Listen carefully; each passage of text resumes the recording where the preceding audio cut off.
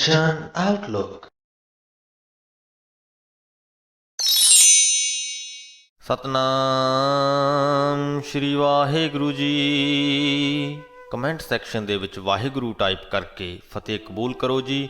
ਵਾਹਿਗੁਰੂ ਜੀ ਕਾ ਖਾਲਸਾ, ਵਾਹਿਗੁਰੂ ਜੀ ਕੀ ਫਤਿਹ। ਤੁਸੀਂ ਆਪਣੇ ਸੁਝਾਅ ਅਤੇ ਸਵਾਲ ਵੀ ਕਮੈਂਟ ਕਰ ਸਕਦੇ ਹੋ। ਤੁਹਾਡੇ ਸੁਝਾਵਾਂ ਦੇ ਉੱਤੇ ਕੰਮ ਕਰਨ ਦੀ ਅਤੇ ਤੁਹਾਡੇ ਸਵਾਲਾਂ ਦੇ ਛੇਤੀ ਤੋਂ ਛੇਤੀ ਜਵਾਬ ਦੇਣ ਦੀ ਪੂਰੀ ਕੋਸ਼ਿਸ਼ ਕੀਤੀ ਜਾਏਗੀ। ਸ਼੍ਰੀ ਗੁਰੂ ਗ੍ਰੰਥ ਸਾਹਿਬ ਜੀ ਦੇ 134ਵੇਂ ਅੰਗ ਦੀ ਵਿਆਖਿਆ ਕਰਦੇ ਹਾਂ ਜੀ। ਹਰ ਜੇਠ ਜੁੜੰਦਾ ਲੋੜੀਐ, ਜਿਸ ਅੱਗੇ ਸਭ ਨਿਵੰਨ, ਹਰ ਸੱਜਣ ਦਾਵਣ ਲੱਗਿਆ, ਕਿਸੇ ਨਾ ਦੇਈ ਬੰਨ। ਗੁਰੂ ਜੀ ਕਹਿੰਦੇ ਕਿ ਜੇਠ ਦੇ ਮਹੀਨੇ ਦੇ ਵਿੱਚ ਸਾਡੇ ਦਿਲ ਦੇ ਵਿੱਚ ਉਸ ਪਰਮਾਤਮਾ ਦੇ ਨਾਲ ਜੁੜਨ ਦੀ ਤਾਂਘ ਹੋਣੀ ਚਾਹੀਦੀ ਹੈ, ਜਿਸ ਦੇ ਅੱਗੇ ਕਿ ਸਾਰੇ ਜੀਵ ਆਪਣਾ ਸਿਰ ਨਿਵਾਉਂਦੇ ਹਨ। ਜੁੜੰਦਾ ਤੋਂ ਭਾਵ ਕਿ ਜੁੜਨਾ ਚਾਹੀਦਾ ਹੈ, ਤੇ ਨਿਵੰਨ ਤੋਂ ਭਾਵ ਕਿ ਨਿਵਾਉਣਾ। ਸੋ ਹਰ ਜੇਠ ਜੁੜੰਦਾ ਲੋੜੀਐ, ਜਿਸ ਅੱਗੇ ਸਭ ਨਿਵੰਨ, ਹਰ ਸੱਜਣ ਦਾਵਣ ਲੱਗਿਆ।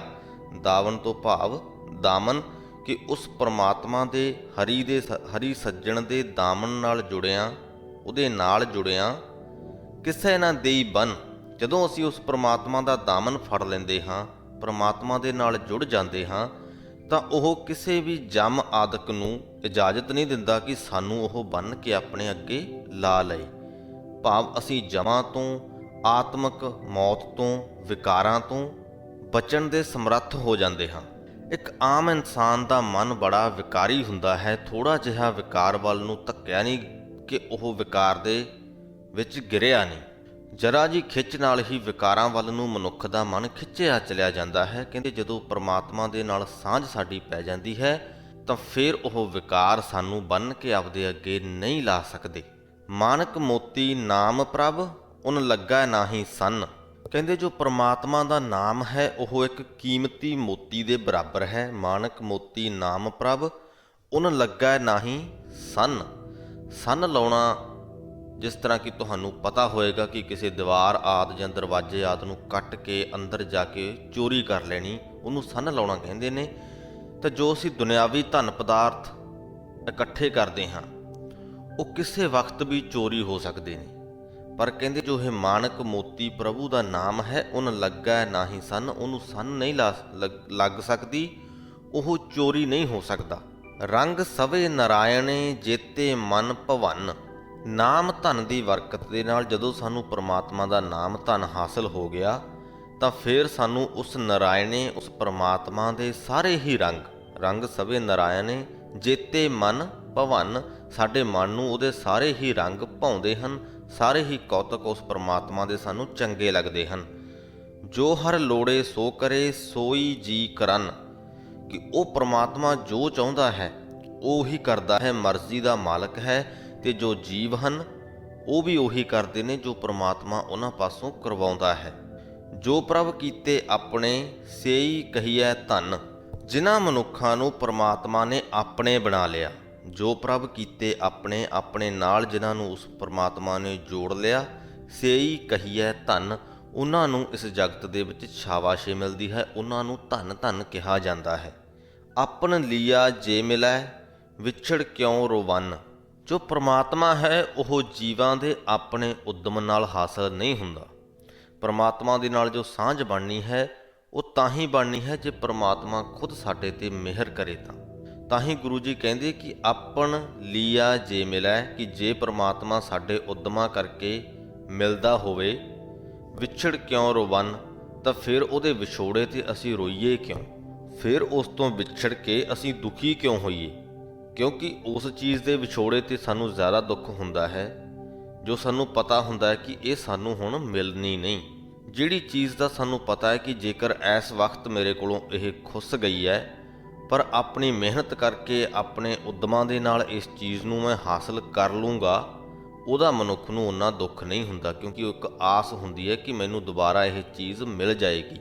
ਪਰ ਪਰਮਾਤਮਾ ਇੱਕ ਐਸੀ ਸ਼ਕਤੀ ਹੈ ਜੋ ਸਾਨੂੰ ਸਾਡੇ ਉਦਮਾਂ ਕਰਕੇ ਨਹੀਂ ਮਿਲਦੀ। ਉਸ ਪਰਮਾਤਮਾ ਦੇ ਨਾਲ ਸਾਂਝ ਉਸ ਪਰਮਾਤਮਾ ਦੀ ਮਿਹਰ ਨਾਲ ਹੀ ਪ੍ਰਾਪਤ ਹੁੰਦੀ ਹੈ। ਤਾਂ ਹੀ ਸਾਨੂੰ ਦੁੱਖ ਹੁੰਦਾ ਹੈ ਜਦੋਂ ਅਸੀਂ ਉਸ ਪਰਮਾਤਮਾ ਨਾਲ ਸਾਂਝ ਨਹੀਂ ਪਾ ਪਾਉਂਦੇ, ਕਿਉਂਕਿ ਫਿਰ ਉੱਥੇ ਸਾਡਾ ਵੱਸ ਨਹੀਂ ਚੱਲਦਾ, ਉਹ ਚੀਜ਼ ਸਾਡੇ ਹੱਥ 'ਚ, ਸਾਡੇ ਕੰਟਰੋਲ 'ਚ ਨਹੀਂ ਹੈ। ਸਾਧੂ ਸੰਗ ਪ੍ਰਾਪਤੇ ਨਾਨਕ ਰੰਗ ਮਾਨਨ। ਹਰ ਜੇਠ ਰੰਗੀਲਾ ਤਿਸ ਧਨੀ, ਜਿਸ ਕੈ ਭਾਗ ਮਥਨ। ਕਹਿੰਦੇ ਪ੍ਰਮਾਤਮਾ ਦੇ ਮਿਲਾਪ ਦਾ ਆਨੰਦ ਉਹੀ ਲੋਕ ਮਾਣਦੇ ਹਨ ਜਿਨ੍ਹਾਂ ਨੂੰ ਗੁਰੂ ਦਾ ਸਾਥ ਮਿਲ ਜਾਂਦਾ ਹੈ, ਸਾਧੂ ਸੰਗ ਪ੍ਰਾਪਤੇ ਨਾਨਕ ਰੰਗ ਮਾਨਨ। ਤੇ ਉਹਨਾਂ ਹੀ ਮਨੁੱਖਾਂ ਦੇ ਲਈ ਜੇਠ ਦਾ ਮਹੀਨਾ ਰੰਗੀਨ ਹੁੰਦਾ ਹੈ, ਸੁਹਾਵਣਾ ਹੁੰਦਾ ਹੈ, ਜਿਨ੍ਹਾਂ ਦੇ ਮੱਥਿਆਂ ਦੇ ਉੱਪਰ ਪ੍ਰਮਾਤਮਾ ਨੇ ਚੰਗੇ ਭਾਗ ਲਿਖੇ ਹੋਏ ਹਨ। ਅਸਾੜ ਤਪੰਦਾ ਤਿਸ ਲੱਗੈ, ਹਰ ਨਾਉ ਨ ਜਿਨ੍ਹਾਂ ਪਾਸ। ਜਗ ਜੀਵਨ ਪੁਰਖ ਤਿਆਗ ਕੈ, ਮਾਨਸ ਸੰਧੀ ਆਸ। ਅਸਾੜ ਹਾੜ ਨੂੰ ਕਿਹਾ ਗਿਆ ਹੈ। ਕਹਿੰਦੇ ਹਾੜ ਦਾ ਮਹੀਨਾ ਤਪਦਾ ਹੋਇਆ ਉਹਨਾਂ ਮਨੁੱਖਾਂ ਨੂੰ ਲੱਗਦਾ ਹੈ ਜਿਨ੍ਹਾਂ ਕੋਲ ਪ੍ਰਮਾਤਮਾ ਦਾ ਨਾਮ ਨਹੀਂ ਹੁੰਦਾ। ਉਹ ਆਪਣੇ ਹਿਰਦੇ ਘਰ ਵਿੱਚ ਹੀ ਤਪਦੇ ਕਲਪਦੇ ਰਹਿੰਦੇ ਹਨ। ਤੇ ਉਹ ਮਨੁੱਖ ਜਗ ਜੀਵਨ ਪੁਰਖ ਨੂੰ ਤਿਆਗ ਕੇ, ਜਗਤ ਦੇ ਸਹਾਰੇ ਪ੍ਰਮਾਤਮਾ ਨੂੰ ਤਿਆਗ ਕੇ ਮਾਨਸ ਸੰਧੀ ਆਸ ਰੱਖਦੇ ਹਨ, ਮਨੁੱਖਾਂ ਦੇ ਉੱਪਰ ਆਸ ਰੱਖਦੇ ਹਨ। ਉਹਨਾਂ ਨੂੰ ਇਹ ਆਸ ਹੁੰਦੀ ਹੈ ਕਿ ਦੁੱਖ ਦੀ ਘੜੀ ਦੇ ਵਿੱਚ, ਮੁਸੀਬਤ ਦੇ ਸਮੇਂ ਦੇ ਵਿੱਚ ਫਲਾਣਾ ਮਨੁੱਖ ਮੇਰੀ ਮਦਦ ਕਰੇਗਾ, ਪਰ ਉਹਨਾਂ ਨੂੰ ਪ੍ਰਮਾਤਮਾ ਦੇ ਉੱਪਰ ਆਸ ਨਹੀਂ ਹੁੰਦੀ ਕਿ ਪ੍ਰਮਾਤਮਾ ਮੇਰੀ ਮਦਦ ਕਰੇਗਾ। ਇਸ ਲਈ ਅਜਿਹੇ ਮਨੁੱਖਾਂ ਨੂੰ ਹਾੜ ਦਾ ਮਹੀਨਾ ਤਪਦਾ ਹੋਇਆ ਲੱਗਦਾ ਹੈ। ਉਹਨਾਂ ਦੇ ਲਈ ਹਰ ਵਕਤ ਹੀ ਹਾੜ ਦਾ ਮਹੀਨਾ ਹੈ। ਉਹਨਾਂ ਦੇ ਹਿਰਦਿਆਂ ਦੇ ਵਿੱਚ ਹਰ ਵਕਤ ਹੀ ਕਲਪਨਾ ਦੀ ਤਪਸ਼ ਹੁੰਦੀ ਹੈ। ਦੂਐ ਭਾਏ ਬਿਗੁਚੀਐ, ਗਲ ਪਈਸ ਜਮ ਕੀ ਫਾਸ। ਜਿਹਾ ਬੀਜੈ ਸੋ ਲੂਣੈ, ਮੱਥੈ ਜੋ ਲਿਖਿਆਸ। ਬਿਗੁਚੀਐ ਤੋਂ ਭਾਵ ਖੁਆਰ ਹੋਣਾ। ਗੁਰੂ ਜੀ ਕਹਿੰਦੇ ਕਿ ਦੂਜੈ ਭਾਏ, ਪ੍ਰਮਾਤਮਾ ਤੋਂ ਬਿਨਾਂ ਦੂਸਰੇ ਦੇ ਜਦੋਂ ਪਿਆਰ ਦੇ ਵਿੱਚ ਮਨੁੱਖ ਪੈਂਦਾ ਹੈ, ਦੂਸਰੇ ਤੇ ਜਦੋਂ ਆਸ ਰੱਖਦਾ ਹੈ ਤਾਂ ਖੁਆਰ ਹੀ ਹੁੰਦਾ ਹੈ। ਉਹ ਇਸ ਤਰ੍ਹਾਂ ਹੋ ਜਾਂਦਾ ਹੈ ਜਿਸ ਤਰ੍ਹਾਂ ਕਿ ਉਹਦੇ ਗਲ ਦੇ ਵਿੱਚ ਜਮਾਂ ਦੀ ਫਾਂਸੀ ਪਾਈ ਹੋਈ ਹੋਵੇ।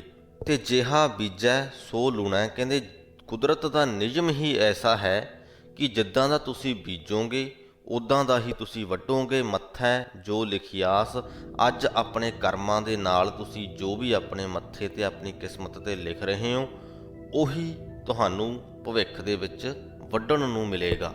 ਰੈਣ ਵਿਹਾਣੀ ਪਛਤਾਣੀ, ਉੱਠ ਚਲੀ ਗਈ ਨਿਰਾਸ। ਰੈਣ ਤੋਂ ਭਾਵ ਰਾਤ ਹੈ ਵੈਸੇ ਤਾਂ, ਪਰ ਇੱਥੇ ਉਮਰ ਦਾ ਜ਼ਿਕਰ ਕੀਤਾ ਗਿਆ ਹੈ, ਉਮਰ ਨੂੰ ਸੰਬੋਧਿਤ ਕੀਤਾ ਗਿਆ ਹੈ। ਤੇ ਵਿਹਾਣੀ ਤੋਂ ਭਾਵ ਹੈ ਵਿਸਾਰਨਾ।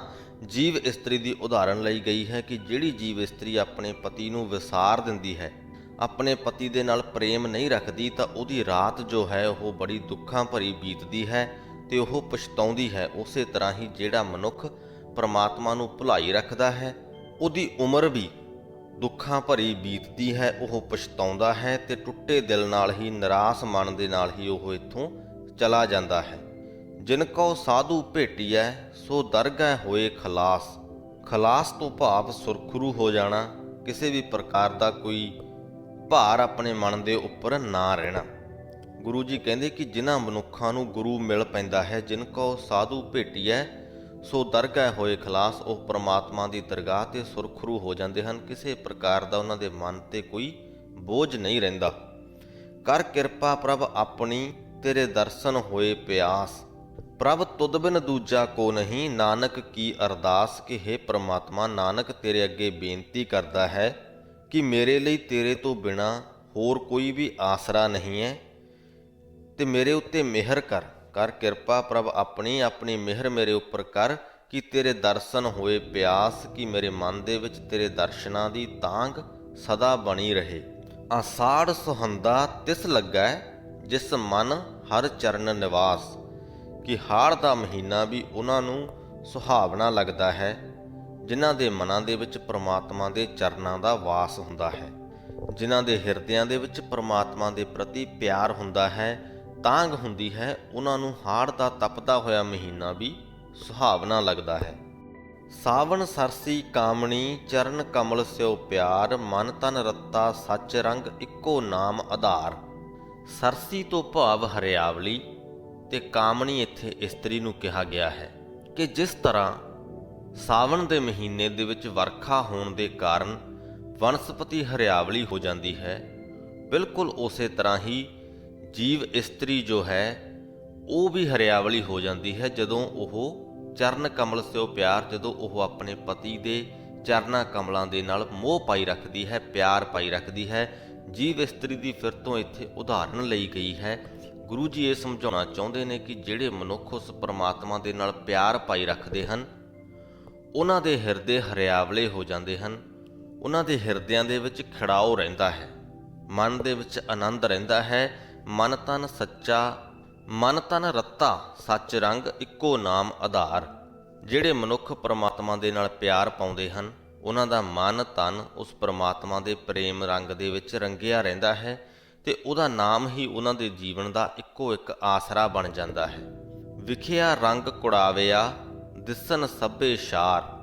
ਤੇ ਅਜਿਹੇ ਮਨੁੱਖ ਨੂੰ ਮਾਇਆ ਦੇ ਸਾਰੇ ਹੀ ਕੌਤਕ, ਮਾਇਆ ਦੇ ਸਾਰੇ ਹੀ ਰੰਗ, ਵਿਖਿਆ ਰੰਗ ਭਾਵ ਮਾਇਆ ਦੇ ਰੰਗ, ਕੁੜਾਵਿਆ ਤੋਂ ਭਾਵ ਨਾਸਵੰਤ, ਕਿ ਉਹਨੂੰ ਇਹ ਸਾਰੇ ਹੀ ਰੰਗ ਜੋ ਨੇ ਮਾਇਆ ਦੇ ਉਹ ਨਾਸਵੰਤ ਦਿਖਦੇ ਹਨ।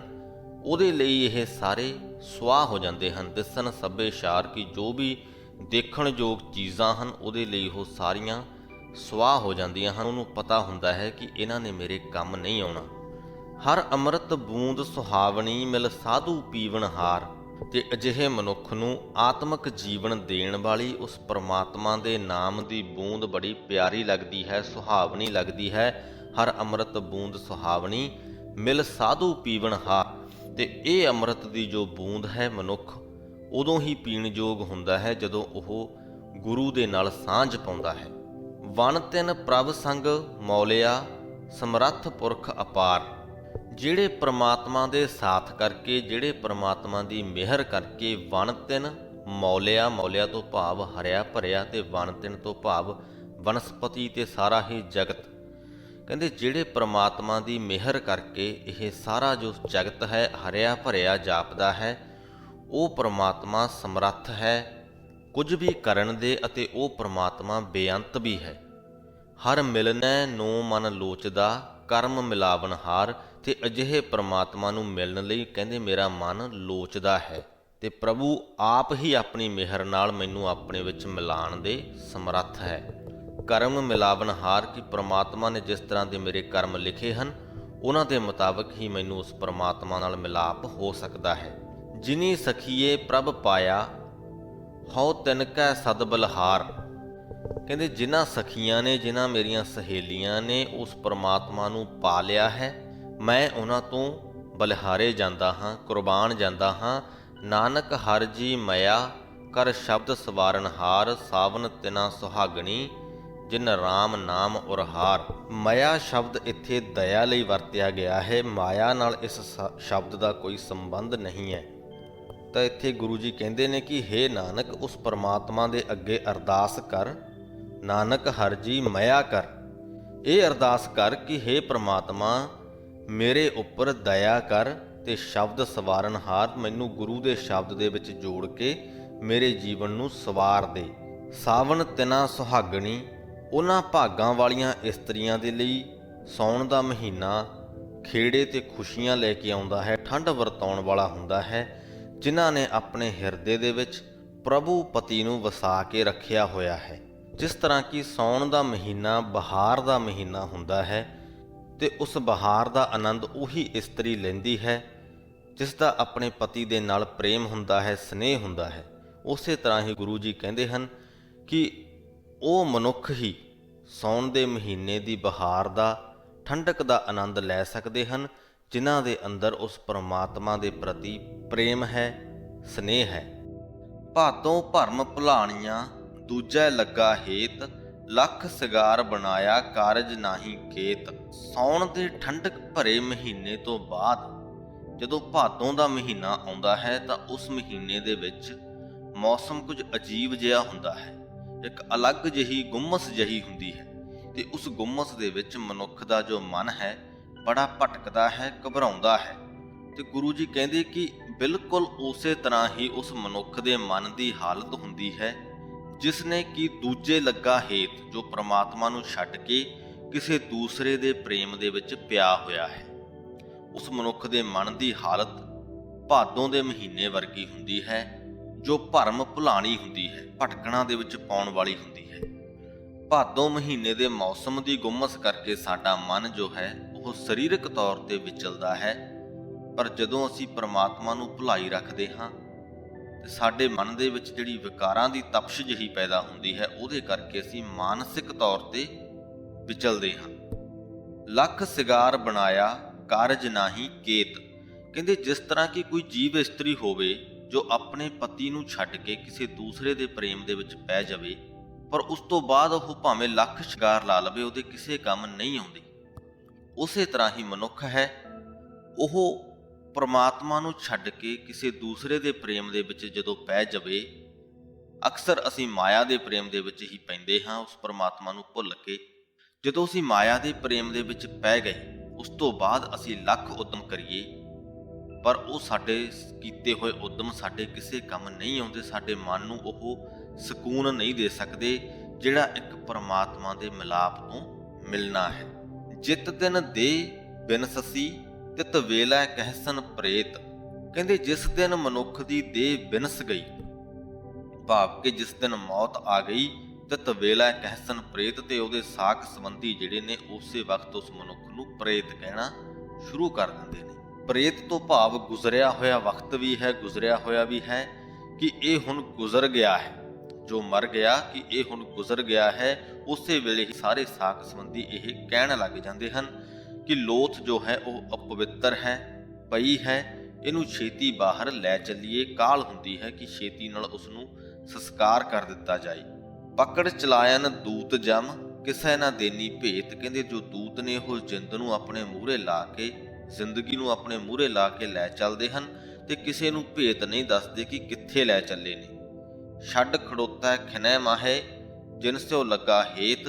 ਜਿਨ੍ਹਾਂ ਦੇ ਨਾਲ ਉਸ ਮਨੁੱਖ ਦਾ ਸਾਰੀ ਉਮਰ ਪ੍ਰੇਮ ਰਿਹਾ, ਜਿਨ੍ਹਾਂ ਦੇ ਲਈ ਉਹ ਸਾਰੀ ਉਮਰ ਕੰਮਕਾਰ ਵੀ ਕਰਦਾ ਰਿਹਾ, ਉਹਨਾਂ ਦੀ ਹਰ ਲੋੜ ਪੂਰੀ ਕਰਦਾ ਰਿਹਾ। ਜਿਨ ਸਿਓ ਲੱਗਾ ਹੇਤ ਛੱਡ ਖੜੋਤਾ ਖਿਨੈ ਮਾਹੇ।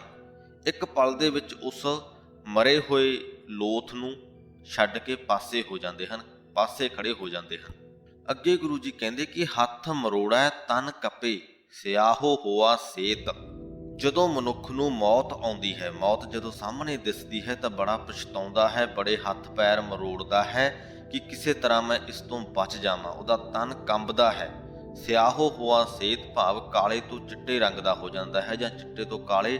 ਪਲ ਪਲ ਉਹਦਾ ਸਰੀਰ ਰੰਗ ਬਦਲਦਾ ਹੈ ਮੌਤ ਦੇ ਡਰ ਦੇ ਕਾਰਨ। ਇਹ ਸਰੀਰ ਜੋ ਹੈ ਮਨੁੱਖ ਦੇ ਕਰਮਾਂ ਦਾ ਖੇਤ ਹੈ।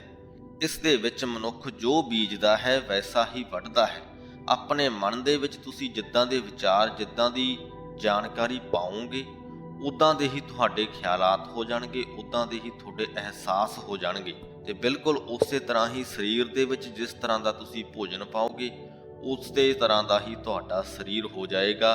ਤਲੇ ਫਲੇ ਵੱਧ ਫੈਟ ਫੂਡ ਵਾਲੇ ਭੋਜਨ ਖਾਓਗੇ, ਸਰੀਰ ਮੋਟਾ ਹੋ ਜਾਏਗਾ। ਕਸਰਤ ਨਹੀਂ ਕਰੋਗੇ ਤਾਂ ਵੀ ਬਿਮਾਰੀਆਂ ਨੂੰ ਸੱਦਾ ਦਿਓਗੇ। ਜੇਕਰ ਕਰ ਲਓਗੇ ਤਾਂ ਸਰੀਰ ਸੋਹਣਾ ਰਹੇਗਾ। ਸੋਹਣਾ ਭੋਜਨ ਖਾਓਗੇ ਤਾਂ ਵੀ ਸਰੀਰ ਸੋਹਣਾ ਰਹੇਗਾ। ਸੋ ਜਿੱਦਾਂ ਦਾ ਬੀਜਾਂਗੇ ਵੈਸਾ ਹੀ ਸਾਡਾ ਸਰੀਰ ਹੋ ਜਾਏਗਾ, ਵੈਸਾ ਹੀ ਅਸੀਂ ਵੱਢਾਂਗੇ। ਨਾਨਕ ਪ੍ਰਭ ਸਰਨਾਗਤੀ ਚਰਨ ਬੋ ਹੱਥ ਪ੍ਰਭ ਦੇਤ। ਸੇ ਭਾਦੋ ਨਰਕ ਨਾ ਪਾਈਐ ਗੁਰ ਰੱਖਣ ਵਾਲਾ ਹੇਤ। ਕਹਿੰਦੇ ਹੇ ਨਾਨਕ, ਜਿਹੜੇ ਮਨੁੱਖ ਪ੍ਰਮਾਤਮਾ ਦੀ ਸ਼ਰਨ ਦੇ ਵਿੱਚ ਆ ਜਾਂਦੇ ਹਨ, ਉਹਨਾਂ ਨੂੰ ਪ੍ਰਮਾਤਮਾ ਦੇ ਚਰਨਾਂ ਰੂਪੀ ਬੋਹਤ ਭਾਵ ਜਹਾਜ਼ ਮਿਲ ਜਾਂਦਾ ਹੈ। ਪ੍ਰਮਾਤਮਾ ਉਹਨਾਂ ਨੂੰ ਆਪਣੇ ਚਰਨਾਂ ਰੂਪੀ ਜਹਾਜ਼ ਦੇ ਦਿੰਦਾ ਹੈ, ਜਿਸ ਤੇ ਚੜ੍ਹ ਕੇ ਕਿ ਉਹ ਵਿਕਾਰਾਂ ਦੇ ਸਮੁੰਦਰ ਨੂੰ ਪਾਰ ਕਰ ਸਕਦੇ ਨੇ। ਸੇ ਭਾਦੋਂ ਨਰਕ ਨਾ ਪਾਈਐ, ਉਹ ਭਾਦੋਂ ਦੇ ਨਰਕ ਤੋਂ ਵੀ ਬਚ ਜਾਂਦੇ ਨੇ। ਗੁਰ ਰੱਖਣ ਵਾਲਾ ਹੇਤ, ਜਿਨ੍ਹਾਂ ਦਾ ਰਾਖਾ, ਜਿਨ੍ਹਾਂ ਦਾ ਹੇਤੂ ਗੁਰੂ ਬਣਦਾ ਹੈ। ਸੋ ਇਸ ਦੇ ਨਾਲ ਹੀ ਸ੍ਰੀ ਗੁਰੂ ਗ੍ਰੰਥ ਸਾਹਿਬ ਜੀ ਦੇ 134ਵੇਂ ਅੰਗ ਦੀ ਵਿਆਖਿਆ ਦੀ ਸਮਾਪਤੀ ਹੁੰਦੀ ਹੈ। ਜਿਸ ਤਰ੍ਹਾਂ ਕਿ ਅਸੀਂ 12 ਮਾਹਾਂ ਦਾ ਪਾਠ ਕਰਦੇ ਪਏ ਹਾਂ, ਉਹਦੇ ਵਿੱਚੋਂ ਅੱਜ ਜੇਠ, ਹਾੜ, ਸਾਉਣ ਅਤੇ ਭਾਦੋਂ ਦੇ ਮਹੀਨਿਆਂ ਦੀ ਗੱਲ ਹੋਈ ਹੈ, ਜਿਸ ਵਿੱਚ ਗੁਰੂ ਜੀ ਨੇ ਕਿਹਾ ਕਿ ਜੇਕਰ ਅਸੀਂ ਜੇਠ ਅਤੇ ਸਾਉਣ ਦੀ ਬਹਾਰ ਨੂੰ ਮੰਨਣਾ ਹੈ, ਜੇਠ ਦੇ ਸੋਹਣੇਪਣ ਨੂੰ ਮੰਨਣਾ ਹੈ, ਸਾਉਣ ਦੀ ਬਹਾਰ ਨੂੰ ਮੰਨਣਾ ਹੈ, ਹਾੜ ਦੀ ਤਪਸ਼ ਤੋਂ ਬਚਣਾ ਹੈ ਤੇ ਭਾਦੋਂ ਦੀ ਗੁੰਮਸ ਤੋਂ ਬਚਣਾ ਹੈ, ਤਾਂ ਪਰਮਾਤਮਾ ਦੇ ਲੜ ਲੱਗਣਾ ਚਾਹੀਦਾ ਹੈ, ਪਰਮਾਤਮਾ ਦੇ ਨਾਲ ਪਿਆਰ ਪਾਉਣਾ ਚਾਹੀਦਾ ਹੈ। ਸੋ ਆਓ ਗੁਰੂ ਜੀ ਦੀ ਗੱਲ ਨੂੰ ਮੰਨਦੇ ਹੋਏ ਅਸੀਂ ਵੀ ਉਸ ਪਰਮਾਤਮਾ ਦੇ ਨਾਲ ਪ੍ਰੇਮ ਪਾਈਏ, ਉਸ ਪਰਮਾਤਮਾ ਨੂੰ ਆਪਣੇ ਹਿਰਦੇ ਦੇ ਵਿੱਚ ਵਸਾਈਏ ਤੇ ਆਪਣੀ ਜ਼ਿੰਦਗੀ ਨੂੰ ਸੋਹਣਾ ਬਣਾਈਏ। ਇਸੇ ਸੰਦੇਸ਼ ਦੇ ਨਾਲ ਹੀ ਫਤਿਹ ਬੁਲਾਉਂਦੇ ਹਾਂ ਜੀ। ਵਾਹਿਗੁਰੂ ਜੀ ਕਾ ਖਾਲਸਾ, ਵਾਹਿਗੁਰੂ ਜੀ ਕੀ ਫਤਿਹ।